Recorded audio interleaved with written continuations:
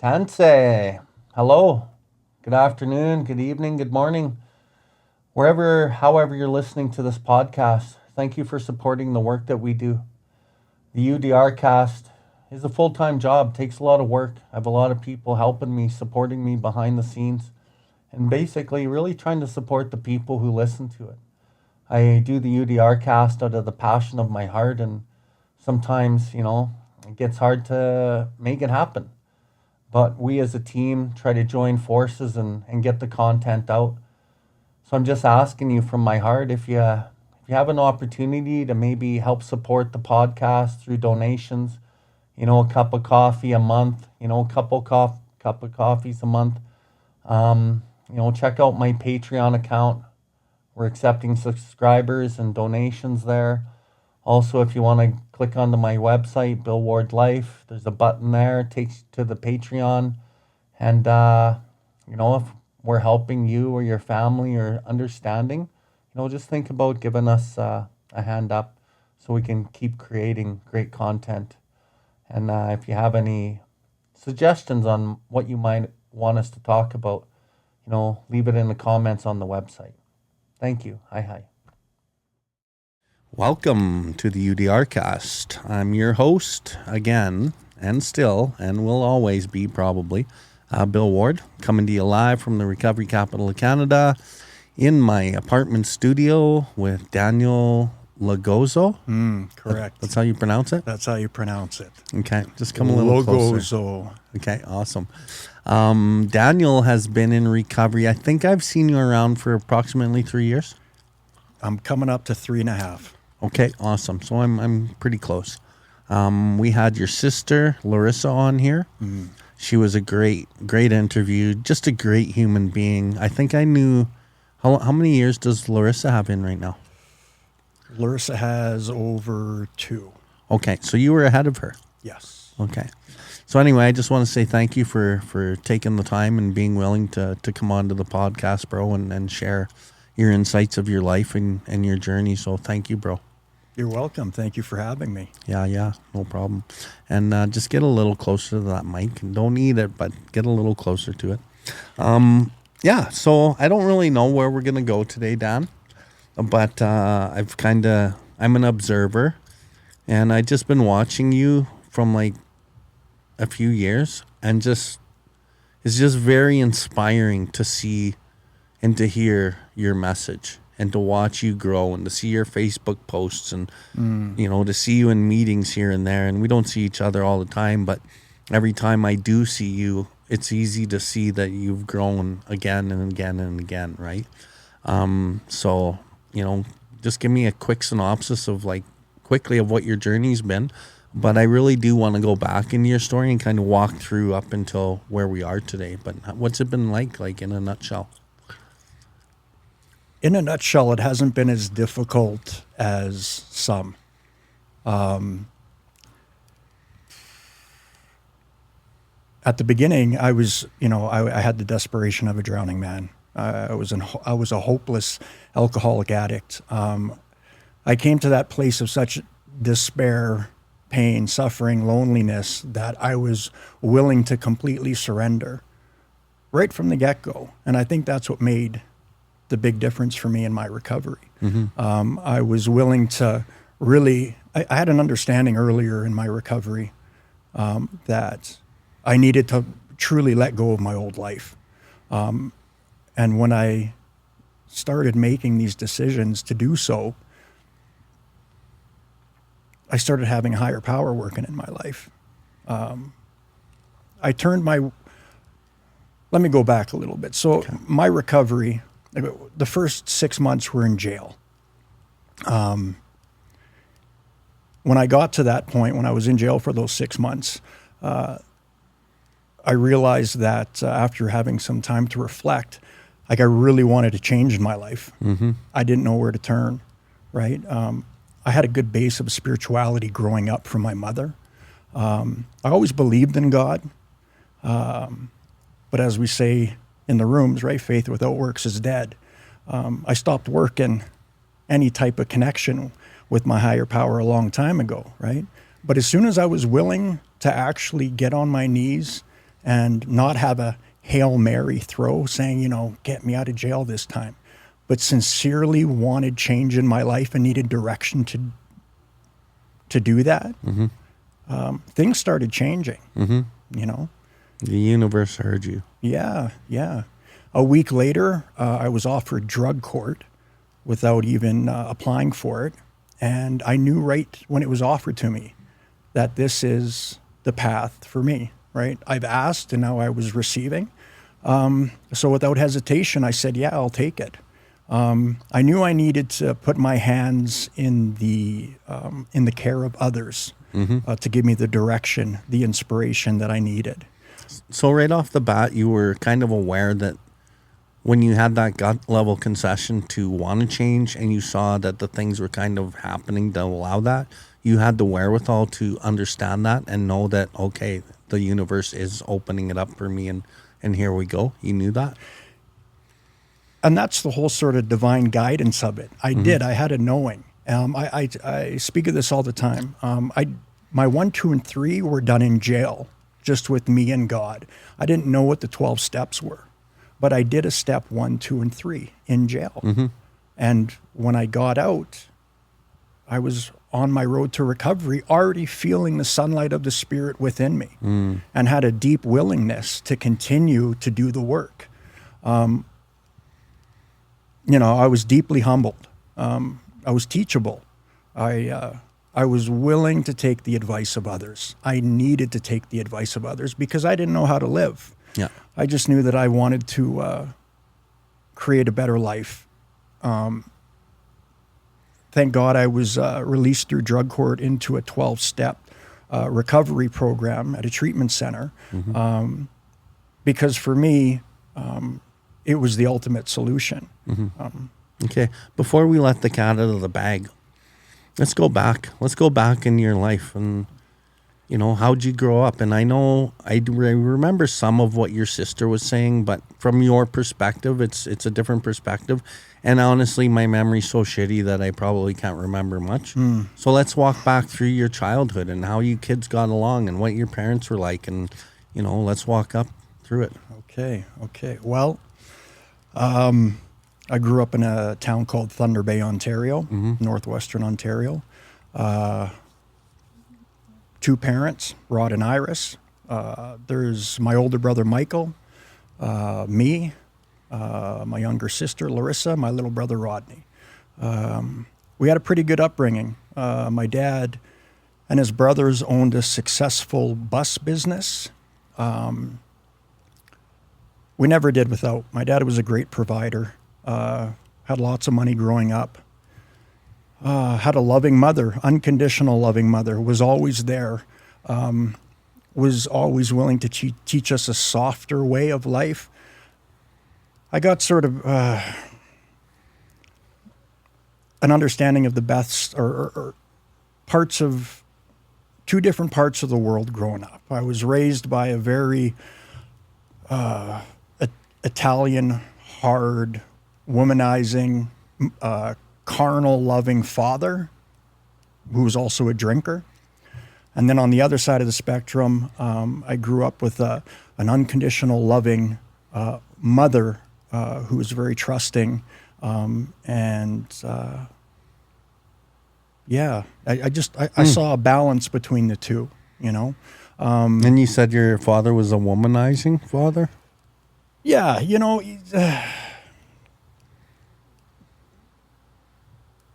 just, I don't know, man. A worldly man, you know, had lots of money, loved to drink, loved to be out with the boys gambling. Just the way he treated my mother well, you know, until he didn't. But, I'm pretty sure there was a lot of stuff going on behind closed doors, you know. Interesting family dynamic, and you guys were well off and didn't really have too many worries financially or where you were going to live or shelter, or wasn't any abuse, anything like that, and seems like a perfect little life in a sense. Yeah, it seemed to be at the time. Not a lot of physical abuse. I mean, back then, you know, we got the belt.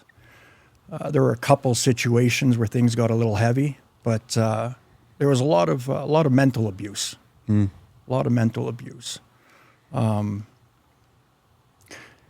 my father, he was the kind of man that would say, do what I say, not what I do, which was very confusing. My mom was raised Mormon. She converted my father, so we were a Mormon family. I think my dad just did it to make my mom happy, right? But we went to church every Sunday, and I went to seminary every morning before school. So we were really involved in the church. But once again, like, I had a belief in God, but there was a time where I wasn't taking it serious, right? And high school, I had a lot of friends. I was a jock, popular guy, girlfriends, vehicles, this, that, and the other. Yeah, that was probably my first biggest mask, right? I felt like I had to be this cool guy, right? I had to be this guy to have these friends, and I started losing myself at an early age. What was the dynamic between your siblings and you as these years progressed? My siblings and I were always close, always have been. My brother and I were only 13 months apart, my older brother, Mike. God bless his soul. He's passed away now from an OD. But we did everything together growing up. And we always looked after Larissa, and Rodney was always there. Wherever we went in life, we followed one another. After I graduated high school, my brother, he was going to a tech school down in Colorado, and I ended up going to a college down in Utah. Larissa went to University of Hawaii to take marine biology. Rodney stayed in Thunder Bay and opened up his own business. So we were all on our way doing things, right? I guess my brother Michael was the first to sort of lose his way, and we just all sort of followed. We all partied, drank through high school, which was fine. It was manageable. But as we got into our 20s, after writing it all out, I could see my pattern, right? And I see the patterns in my siblings. I don't know. Like, I dropped out of school in Utah, and I came back up to Canada. Why'd you drop out? Because I didn't want to be there. I was taking business. I was doing it more to just make my parents happy. I wasn't happy there. What was Larissa taking in marine biology? Marine biology. Was that a pure interest of hers, or was she doing it also to appease the family? No. She was always very interested and drawn to the ocean and fish. But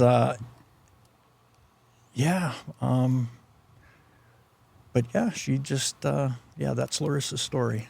Yeah. So you're dropping out of college? Dropped out of college. See, now there was at this time, my dad had been seeing another woman, and my mother moved to San Diego to go live with her sister. My dad had built my mother her dream home, right? 4,500 square foot home that spent like $1 million on. This is back in the early 90s. And we ended up losing that. There was all this craziness going on in the family. I had moved to Calgary in 2000 to finish a massage program that I was taking, which I did. One of the times that I finished school, when I went, I got my massage certificate. But at that time, I started bartending in the big clubs downtown Calgary for a company called Penny Lane. They owned a bunch of the big clubs, and I ended up working for them for 5 years. So I was really liking that. I was looking to escape pain. My family was falling apart. I was sitting in self-pity and regret, thinking I'm an idiot because I've been to school all these times. I'm dropping out. I got this massage program that I passed, but now I'm putting it on the back burner because I want to go drown my sorrows and party in nightclubs, right? So I pretty much got paid to party for 4 or 5 years. And for me at that time, it was a pretty sweet deal, right? But looking back at it, How old were you? I was 22. And where was Mike at this time? Mike at this point Mike was in Thunder Bay. He had opened up a mechanic shop. He loved mechanics. Amazing guy. Could fix anything. That's what he went to school for down in Colorado. We went to that's when all the new computerized fuel injection stuff was coming out. He opened up a shop called Quantum Auto Tech. And he was drinking a lot. He was having problems in all his relationships. Started smoking crack. Ended up losing his business and moved to San Diego. Spent some time with my mom. Got a staph infection down there in his back. And they ended up giving him a big script for Oxycontin. So he had this script of Oxys. I was getting a monthly script for Oxys, and then he had come back up to Canada. And at some point, we had all moved to Calgary. And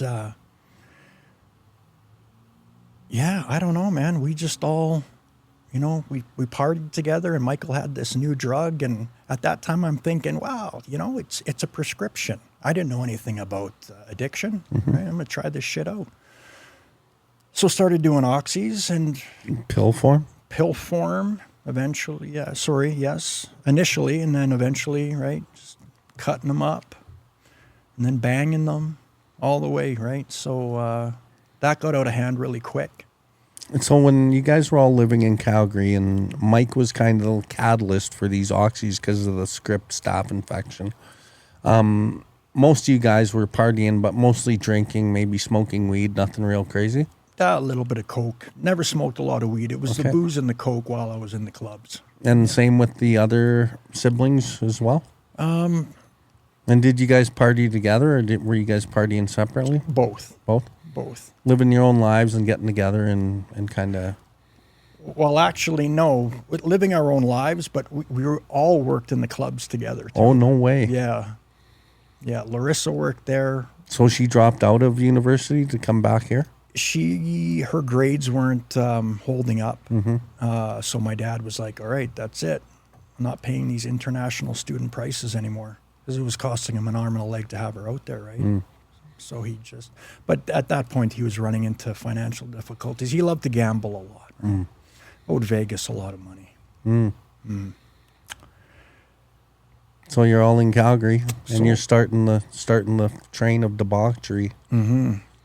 Yeah. And so Michael's kind of spearheading it with his oxys, and you guys, and I'm with you. Like, I remember when I was a kid, like, prescriptions, they were around. My grandma had them, my grandpa had them, everyone had them, and I just thought that was just what people did as they got older or from their sickness, and I never even had an inclination that I could get addicted to it or people would get addicted to it, right? And I think addiction back in those days was mostly just alcoholism. And so Michael got addicted to these pills, and how did it go from like just popping some pills to like crushing them? Well, you're chasing that high. Right? Taking them isn't enough anymore. Not getting And whose idea was it? To crush them and bang them? Yeah. Well, Michael was the first one to start, so it would have rolled downhill from him. Did he know, and did you guys know, like, holy fuck, this is getting serious. We're crushing and we're cooking in a spoon and injecting into our veins, like, this drug? Or was it just... No, it is what it is. So you weren't thinking, fuck, we're turning into drug addicts. It was just partying. You know, I remember there was a time when I didn't have the oxys and I had the sickness come over me, and I couldn't understand what was going on. I had a girlfriend at the time, so we talked about it, and then we got online, and I started reading about oxys and withdrawals, and I'm like, holy fuck, I'm a drug addict. But at that, You read about it and said, hey, I am one now. but it never. I was chasing that escape, right? I didn't.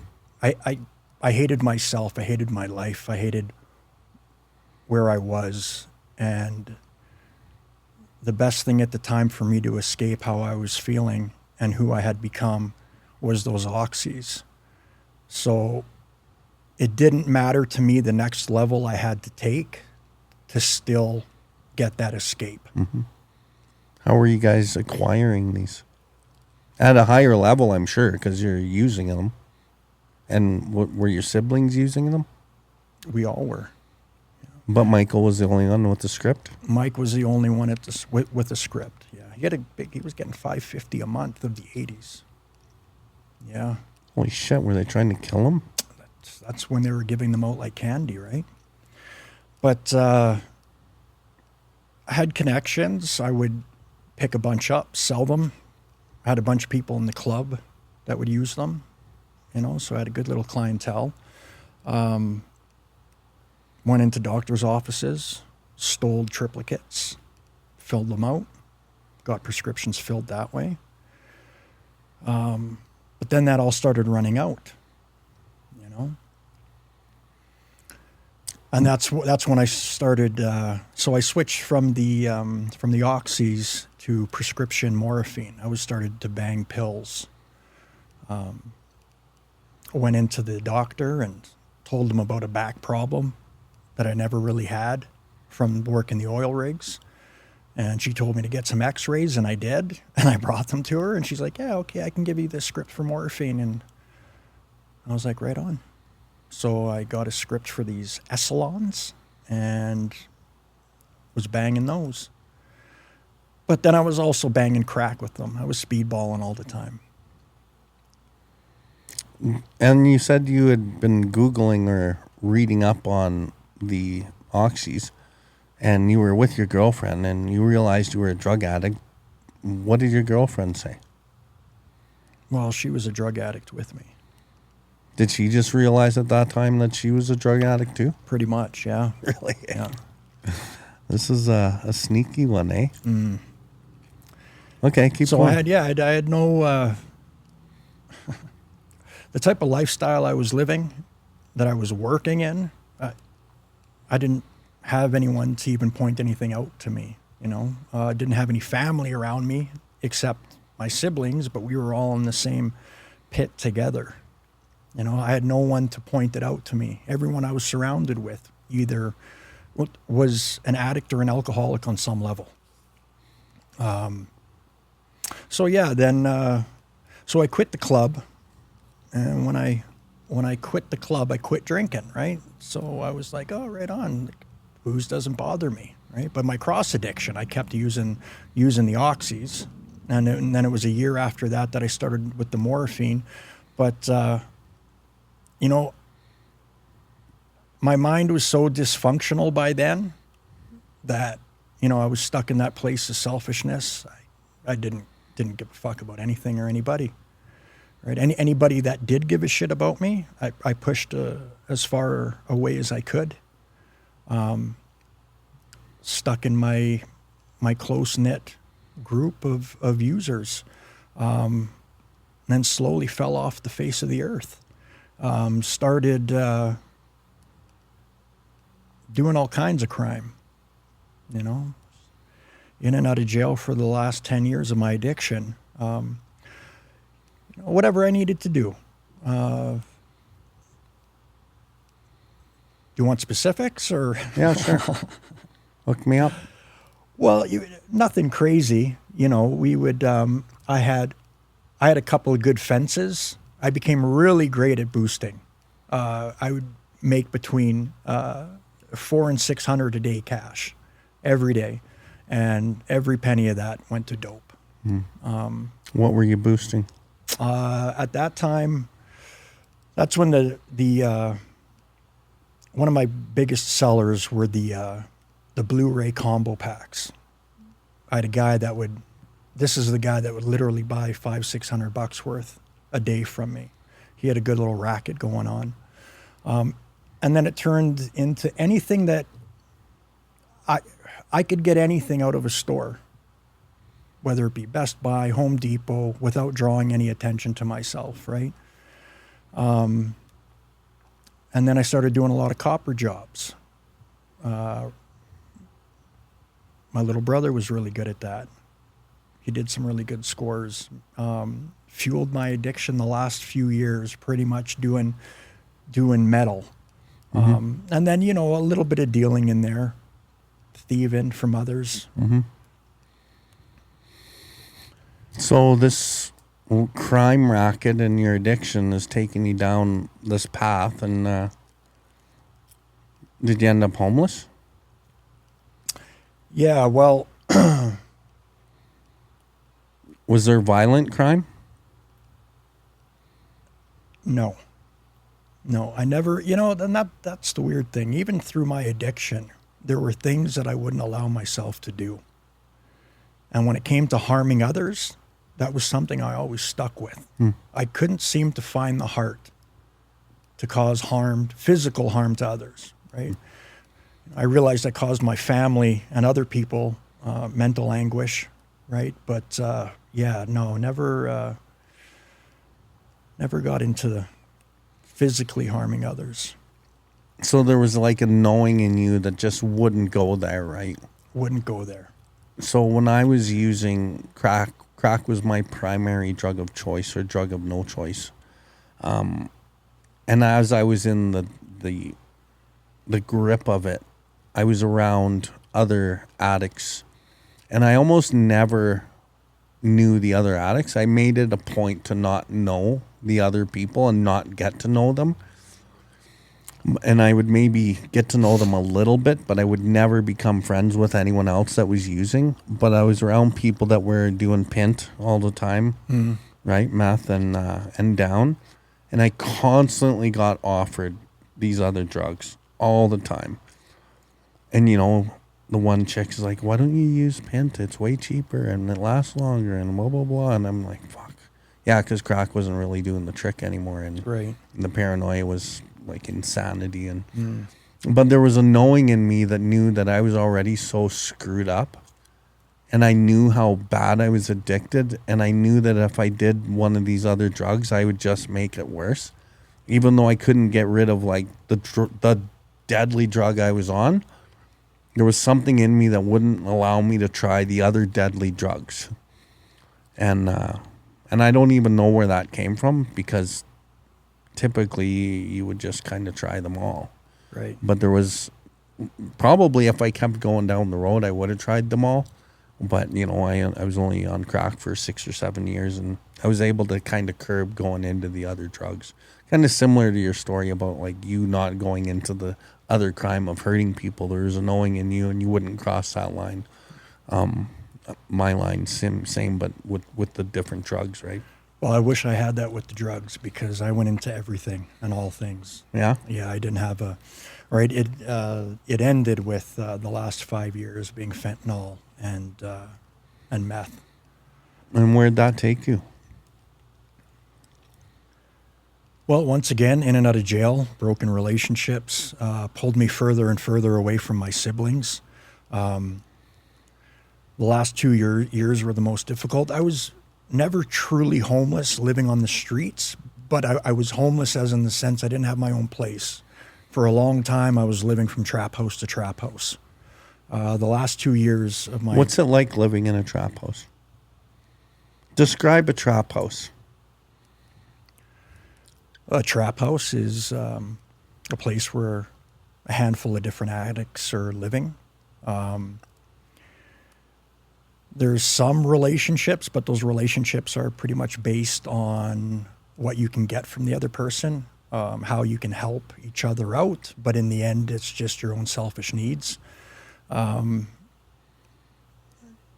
Just a place of, there were fun times, but we're all just there doing dope, trying to escape whatever it is we were trying to escape, right? Which was usually just a reflection of ourselves, right?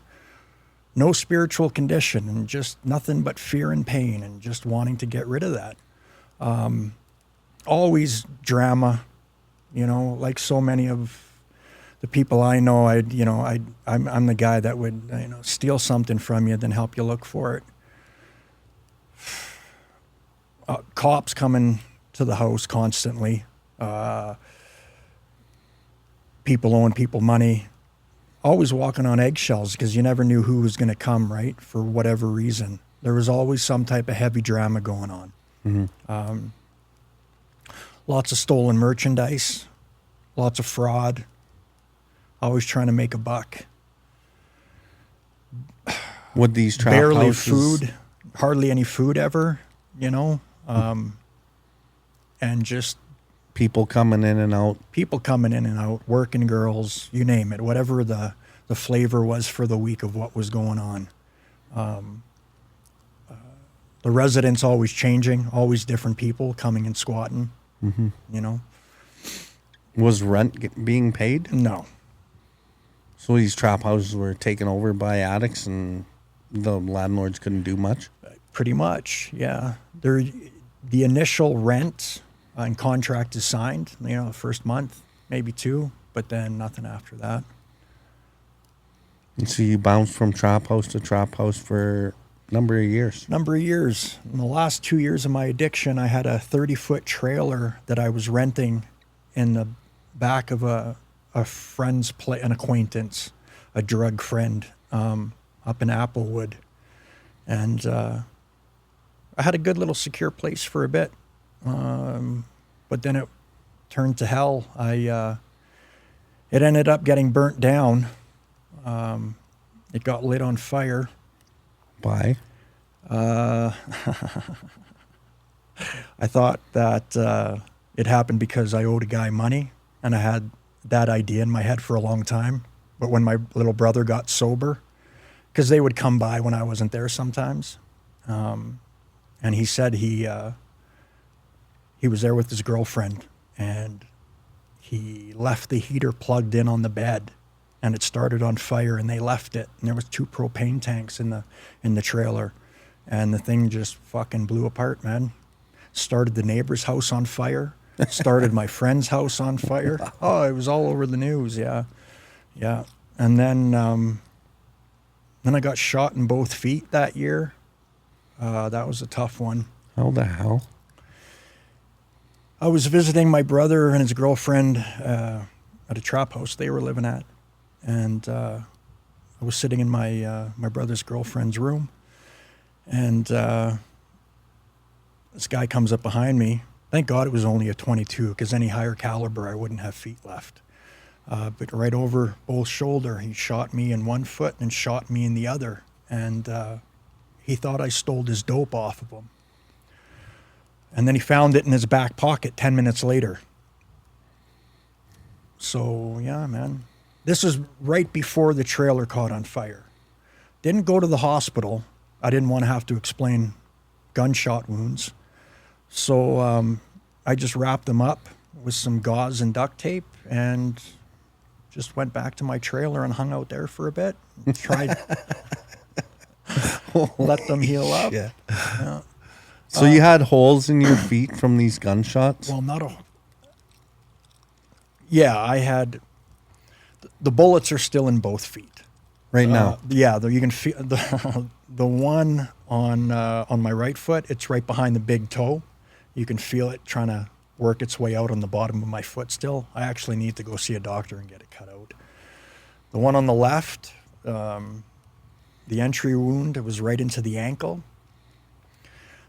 The way I found out about this is when I got arrested, and it came up on the walk-through X-ray to remand, and it showed up. The buzzers and the lights went off because I had metal or whatever in my system, so they told me to come over and look at it, and they'd shown me on the screen of the X-ray, I've got that .22 shattered into about 20 different pieces, and it's spread out throughout my ankle. It's never caused me a problem. Fuck, bro. Never caused And me he just like aimed at your foot and just shot you? Yeah. were you like, dude, what the fuck are you doing? Oh, first I was in shock. Yeah. Like, it didn't hurt as much as I thought it would, though. Probably Oh, I love these stories sometimes, man. Jesus. Yeah, my little brother was there.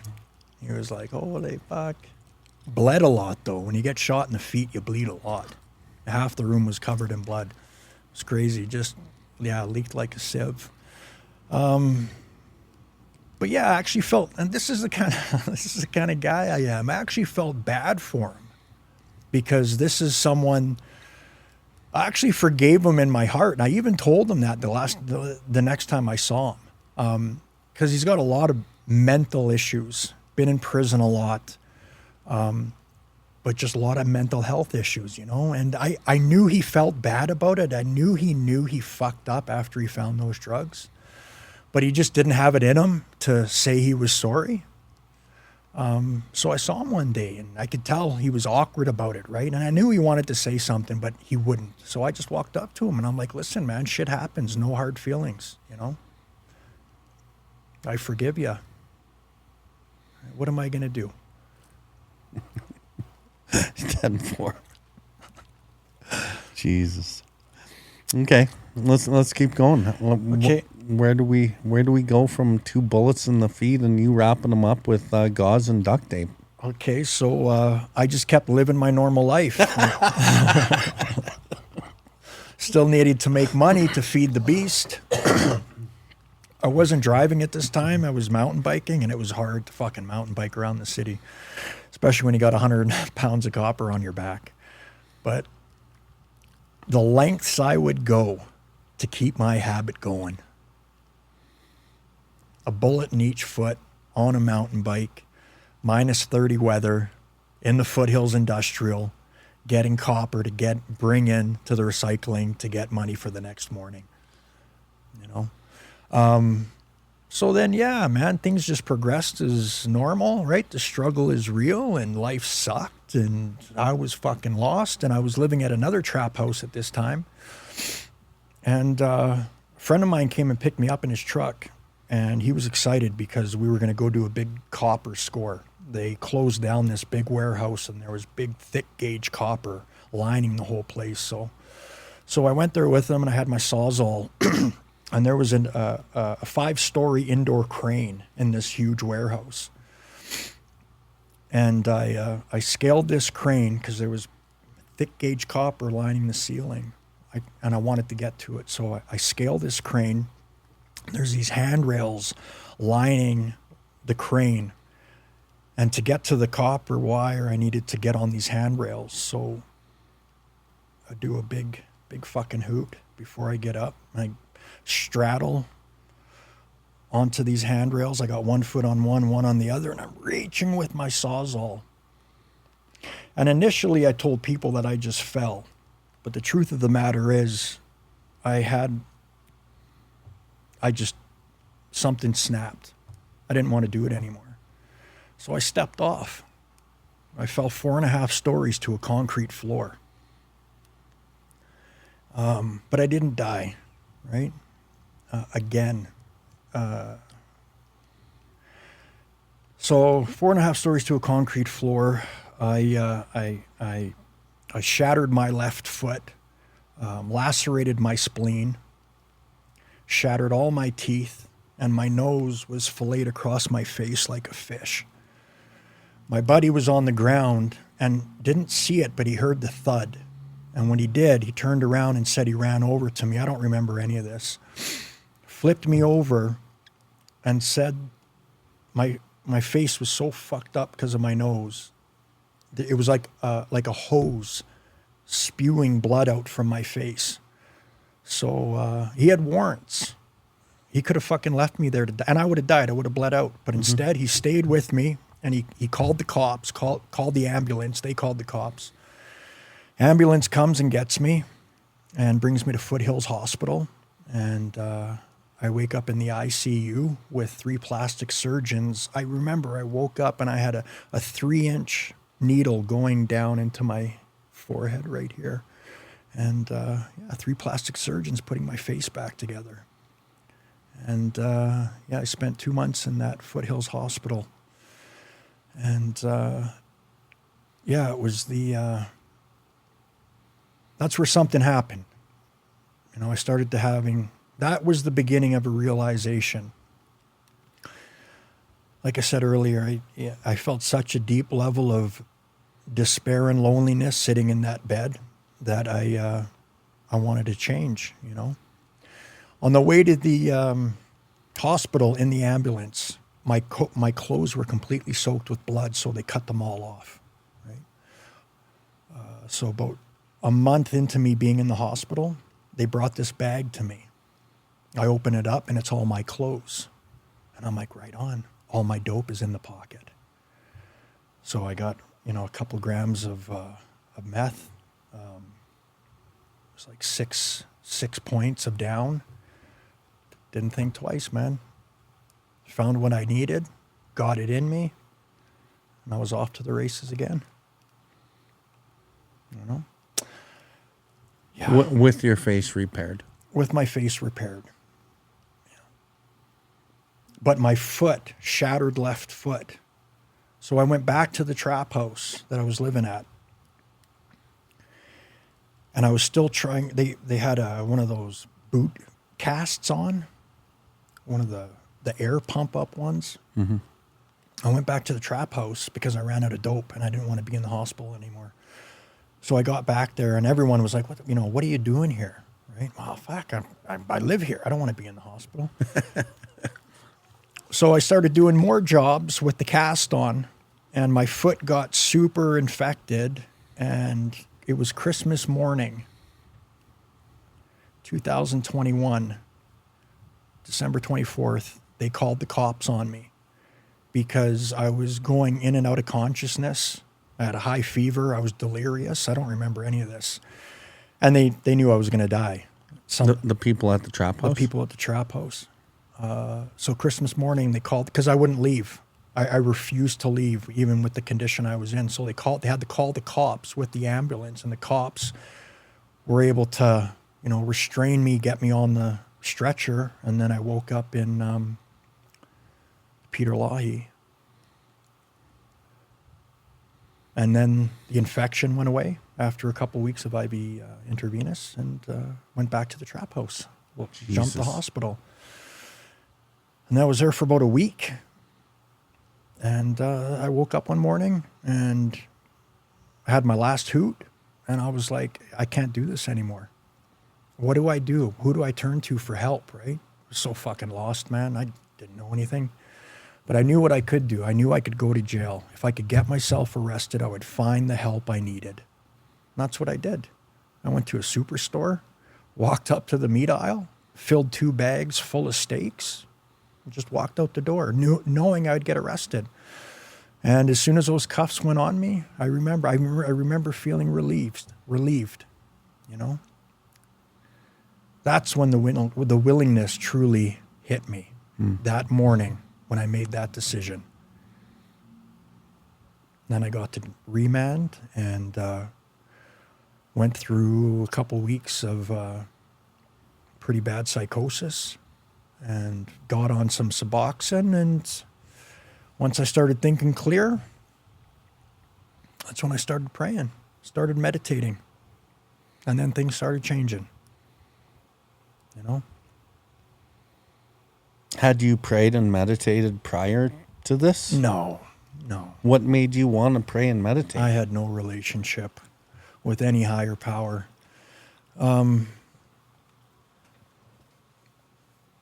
Because at some point in my earlier life, I remember God working in my life for me, right? I knew if I turned back to that, I don't know, man. I just decided to turn back to that because I had nowhere else to turn. I was craving, searching for some comfort, for some direction, and I found that in my higher power before, and it was right there. Soon as I started praying and meditating, things started turning around. Not even outside of myself, the things within myself, right? Everything that we learn in the 12 steps, I was doing early in my recovery in jail. I was doing all this self-reflection, right? An honest self-reflection, being honest with myself. You know, you're fucked up. You need help. Looking at not knowing then, but knowing now, these defects of character, you know, picking out all these ways that I was hurting myself and others, and how being this way, right, where it brought me. I just started, it was that surrender piece, man. I did it right from the get-go, full-heartedly. And that made a huge difference in my recovery from the get-go. You know, I was telling you earlier, I didn't have a lot of struggle in my recovery, but I had a hell of a lot of struggle getting to it. Roger. You know? And so you come out of jail, you've done a pretty, not even knowing what the steps were. No. You've done a powerless over alcohol. My life's fucking totally unmanageable. That's pretty apparent. Yeah. You're like, the only thing that's going to be able to help me is this thing that I used to know about, this power. And you're praying and you're meditating and you're trying to turn it over, whatever that looks like. Yeah. And then things start lining up and you come out of jail, boom, right into a 12-step treatment center. Which one? Simon House. Simon House helped change my life. You know, drug court. Well, it's drug court that brought me to Simon House, and drug court was an amazing program for me. You know, God knew that going just into a meeting and finding a sponsor wouldn't do it for me. You know, drug court, it's a program of accountability, right? We take all these different classes. It was like doing a 4 and 5 for months on end. One of our classes was criminal addictive thinking. The other class was MRT, moral recognition therapy. The path that was laid in front of me, that I surrendered myself to go down, everything brought the awareness into my life that I needed for that change. You know? And you didn't apply for this drug court? No, it was just offered to me. And typically you got to apply for it? Yes. It was just drawn into my space. And then so you enter treatment, you do the steps, you get a counselor, you're a part of the fellowship, you start hitting meetings, and you knew it, but the accountability piece of drug court was super important to you. Super important. Super important. You know, we had 2 random drug tests a week, sometimes 3. We had court every Thursday. Different classes that we had to take weekly. While you're going to Simon House? No, this is after Simon House. Simon House was the first step. Okay. Yeah. Then I moved into the Dream Center. It was stage 2. I needed 7 months of supervised sober living. So I was at the Dream Center for 7 months. So hold on, let's go back. So come out of jail, Simon House, 42-day program. Yeah. You do how many steps in Simon House? 4. Up to step 4? Up to step 4. And then from Simon House, you would arrange through the Simon House workers to find housing, which ended up being the Dream Center. Yes. And then from the Dream Center, then you're bouncing back into drug court, taking all their courses and doing all their things. And all you got to do at Dream Center is show up, or are you paying rent at this time? No, I'm paying rent. Okay. Paying rent. So how are you making money to pay the rent? Alberta Works. Okay. So for a long time, yeah, like I had 220 bucks to my name for the first year and a half of my recovery. Wow. But you know, I feel very blessed, and it continues today. I may not always have what I want, but I always have what I need. Throughout my recovery, I have never done without. And I always say it like this, my buddy Jesse, with God, I don't do without. As soon as we take it back into our own hands, we'll do without. I love this saying. When I go within, when I come from within, I never go without. Okay, so you bounce around and you're doing the thing, and you're in Dream Center now.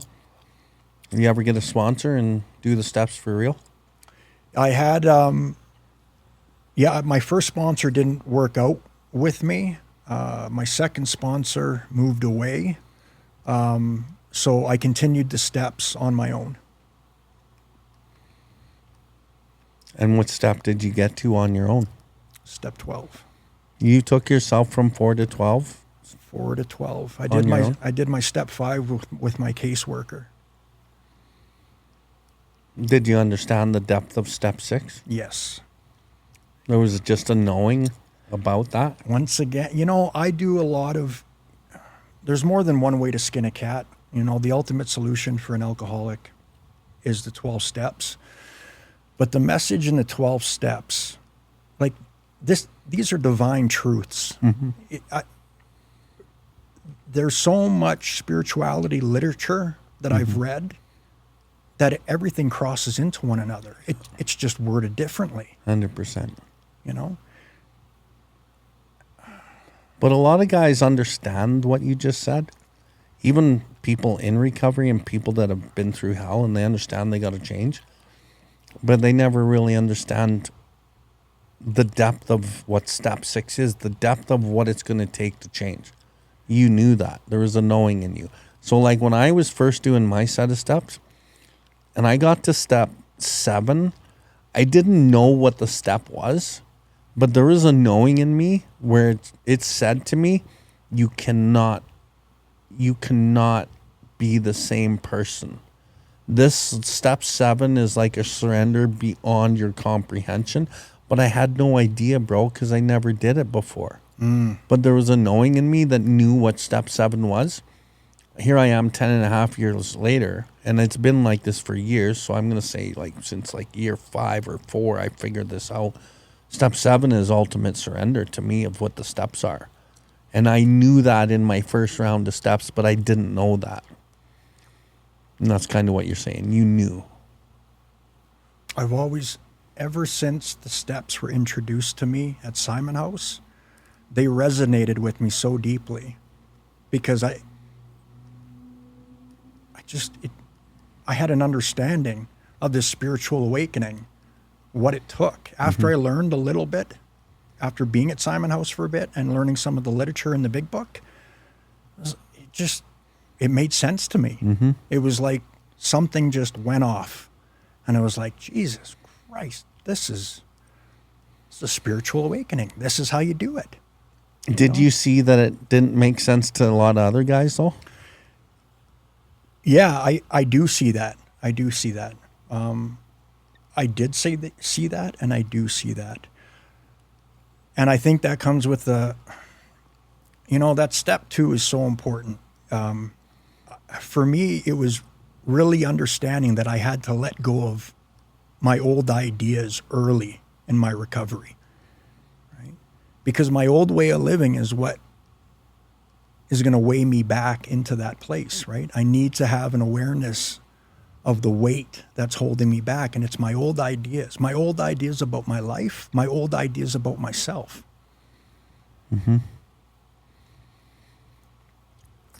And there was a level of faith. I don't know where it came from, but it was just there one day. I started meditating early, in jail, but I really started applying meditation to my daily life while at Simon House. If there was one thing that I needed to really pinpoint or connecting to this inner being within me of the presence of God, it would be through meditation, right? Which nobody does. This whole idea about the deflation of ego, that makes so much sense to me, right? In my addiction, I have this dysfunctional mind. My ego has built this identity, and that's what I believe I am, right? The mind is, it's meant for a tool to create. We are not our minds, right? Our minds are supposed to work for us. But when we start working for our minds, believing that we're this thing and I'm feeling the way I am, this isn't our nature. Right? We are beings with unlimited power and strength, with unconditional love to create with, the most powerful energy within the universe. And I've been resisting this for freaking almost 20 years. Right? The ego loves to cause problems for me. It loves to freaking, right? Everything is fear-based, everything, right? You know, and I'm always stuck in my head, always filled with mind stuff, right? The delusions. I'm never living in the now, right? Always thinking about the regrets of yesterday or the struggle of tomorrow, right? But, you know, the 12 steps, my spiritual awakening, you know, I'm not well versed in the big book, but You understand the philosophy at a deep level and you live the philosophy. It's a feeling. Yeah, man. Right? And the thing about most people with the philosophy is they can't live up to the philosophy. But you, just from what I'm hearing today, you're one of the few that have been able to see past what most people can see past. There's been an inner knowing in you that's guided the whole process. And once you started to wake up, the awakening was quick. yeah. And it's been momentumous. And it's just kept opening and opening and opening. And like some of the things that you've done, most guys don't do the things that you've done. And then why I asked you if you have seen other people not notice those things or not wake up. And you said, yeah, you've seen it and you do see it. And that's the norm, right? And I think like my job in this world is to help people like wake that up and like continually wake that up. But the ego always wants to resist, just like you said. So a lot of times, like at least when I'm doing my work, people don't like what I say, but that's just the ego. That's their ego, like pushing it away. And then the judgment comes and then the reason why they don't like me, right? But I've seen it over and over the years is after years of me being just consistent, a lot of those same guys that have that judgment or don't really like me, they will come back to me because they feel what happens is, you understand this. The power of love is so fucking powerful. And I love people and I want people to change. And when I say what I say, it's coming from the energy of good. It's coming from the energy of love. Right. So it pierces past the pride, even though the person that is receiving it, they don't know what's happening because it confuses them and they resist it, but it has the power to actually penetrate. And then consistently over time, it penetrates, kind of chips away the ego and deflates. And then eventually they see the truth of me, that I'm actually care and I will help you and I'll do everything I can to help you to my abilities. But that's the power of love. And that's what we are. And we use part of our, like, we can see how our experience can benefit others. A lot of my anger or the way that I look, like a lot of people in my whole life said, you're very scary looking. My wife's friends said I had scary face. My kids' friends said I had scary face. A lot of the people I've ever met said, like, fuck, you're intimidating. But I can use that same intimidation, but it's totally changed in a way that like uplifts and like helps people now. It's like a healthy assertiveness. Yeah, bro. And because the energy, my old energy that I used to speak with, it was fear-based. It was anger. It was sadness. It was negative vibrational energy, which actually creates force and nothing good comes out of it, which is most of my life as well. But then when the shift happened over the years of working the program, and like I've had a couple of those big shifts in the early recovery too, where I really wanted to change and nothing was going to stop me seeking this change. Then that energy turns into love. Even though it might look the same to somebody way out there, it might look, oh, he's still angry. No, man, because the change is in here and the energy of it is, it's different. You know what I'm saying? I do. You know, being God conscious, you know, when we get to that place of awakening, just our presence alone amongst others is healing, is penetrating to what you just talked about, that fear. On a metaphysical level, the person we're talking with, it's resonating with them, but they're fearful of it, because they don't understand it. It's the unknown, right? The uncertainty. But yeah, man, as long as we just love it all. It'll break those barriers down, and this is just one-on-one. Think about what we're doing on a mass scale for the collective consciousness, right? That's one of the big reasons why I love AA and the community of it, is because we are one of the main groups that are helping people to awaken on a mass scale worldwide. And that's where the change in our society is going to come from, right? One person, one day at a time. Yeah. And my business has a saying, one person, one family, one community at a time. So as AA or 12-step recovery has affected me and helped me, my whole family has benefited from that loving energy. And now, example, 2 weeks ago, my ex-wife, two of my youngest daughters, we were in Kamloops carrying the message to the Kamloops powwow. Nice. As a family, into the community. And how that even happened was I called the powwow, Kamloops Powwow Society, and I wanted to get a booth there to promote recovery and merch. The guy answers, and it took me a while to figure out how to get a hold of these people. It was a chore of its own. Eventually, this guy answers, and I'm like, yeah, my name's Bill, and I want to bring my business up there and like sell merch and promote recovery or whatever. He's like laughs. He's like, good luck. He's like, do you know there's a 2-year waiting list for vendors for this powwow because it's so wanted, like it's sought after by you guys? He's like, there's no way. Like, call me in January and maybe you can get in for the following year. And I'm like, he's like, what do you sell anyway? He asked me. I said, well, I sell hope. Nice. He's like, what the hell are you talking about? You sell hope.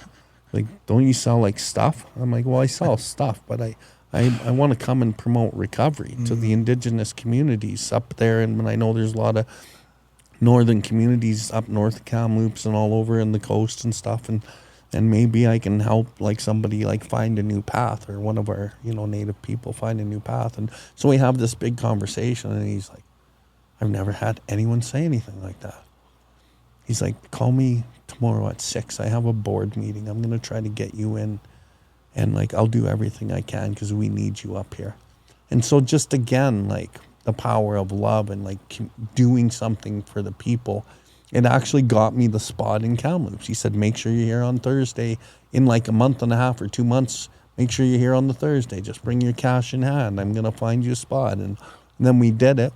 I got to bring in my youngest daughters and my ex-wife. And we're now helping the community. Amazing. Right? Amazing. Like it's wild how this shit works, man. It's wild. And these principles, I find a lot whenever I'm speaking my truth, being honest, genuinely honest about whatever situation, people resonate with that. And that can move mountains. Yes, bro. Right? It helps people. I don't know. They sense a different level of respect that they may not even be able to understand. But just speaking our truth holds so much power, right?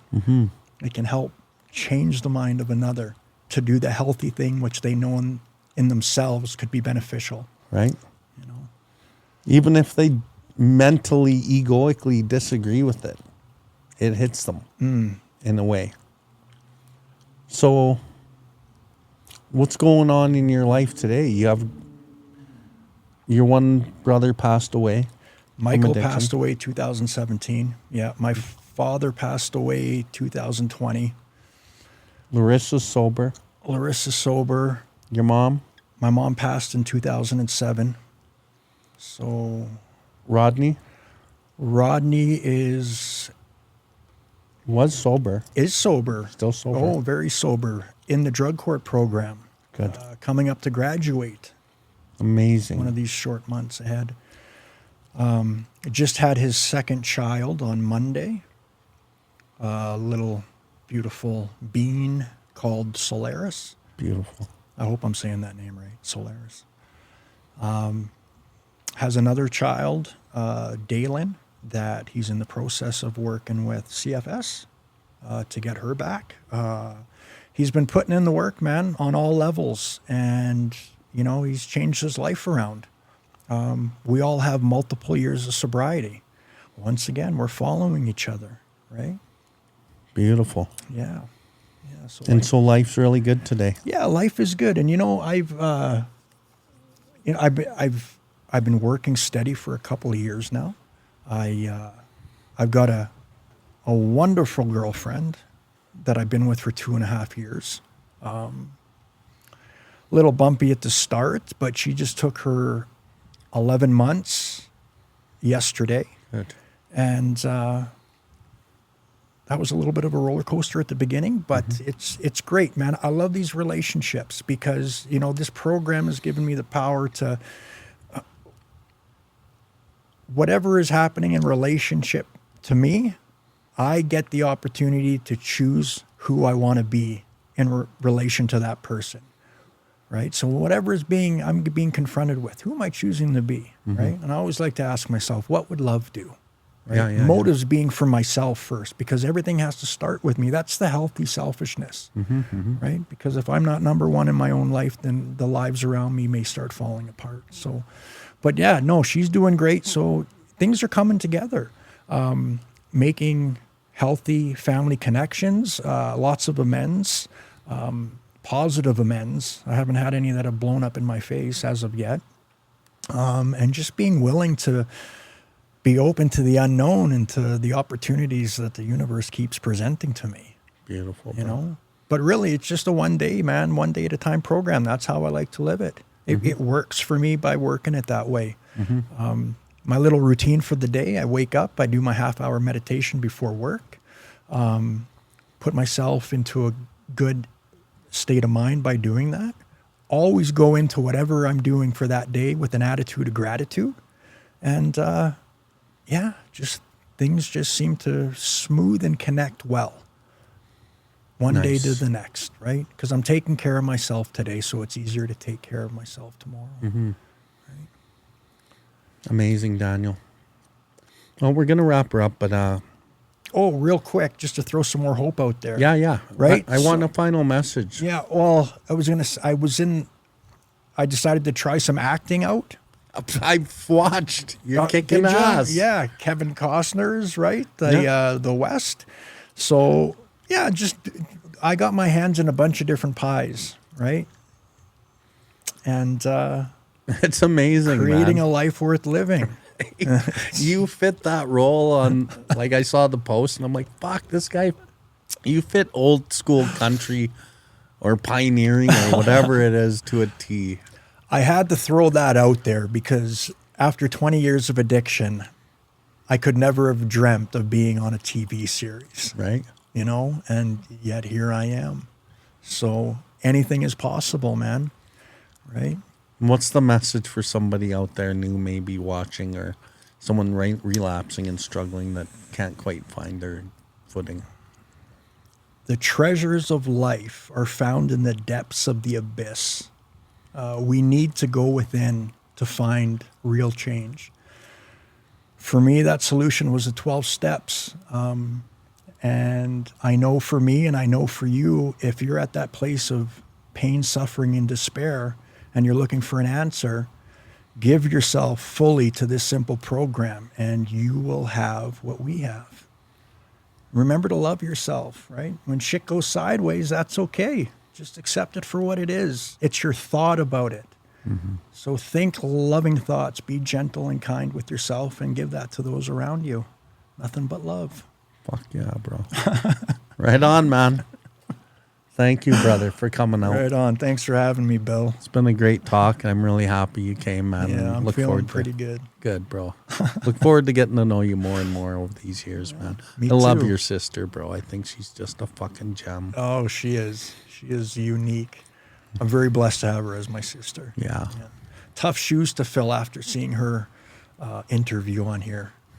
Had to get some pointers from her. Yeah, she did great. Love her. Okay, bro, you have an awesome evening, and man. I'll let you know when the episode comes out. Okay.